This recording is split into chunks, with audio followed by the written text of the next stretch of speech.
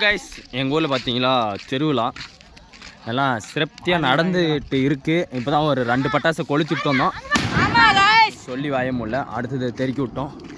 பாருங்க, எல்லாம் முன்னாடி நின்றுட்டு இருக்காங்க. வெயில் கிட்டத்தட்ட 2 மணி ஆகுது.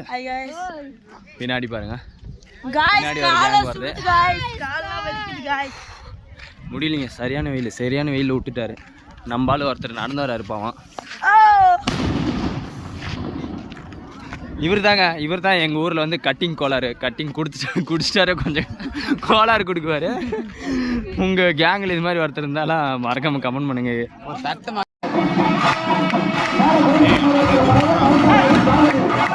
எவன்டா வழிய விட மாட்டேங்கிறானுங்க.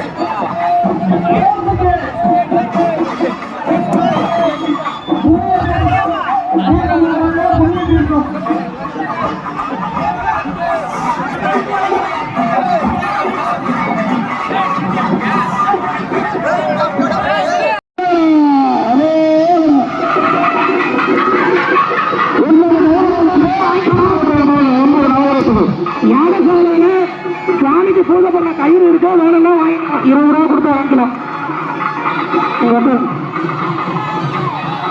சுவாமிக்கு பூஜை பண்ண கயிறு யாகசாலையில் இருக்கவே வேணும்னா வாங்கிக்கலாம்.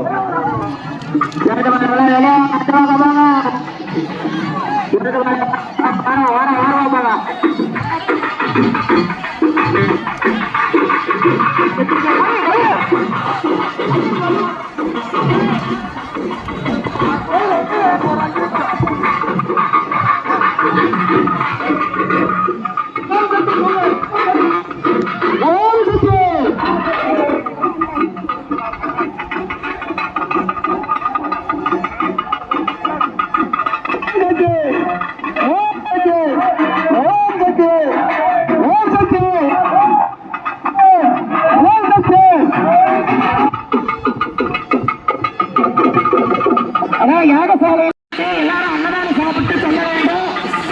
யாகசாலை முன்பாக பூஜை பண்ண கயிறு இருக்கா வேண்டாம் வாங்கிக்கங்க.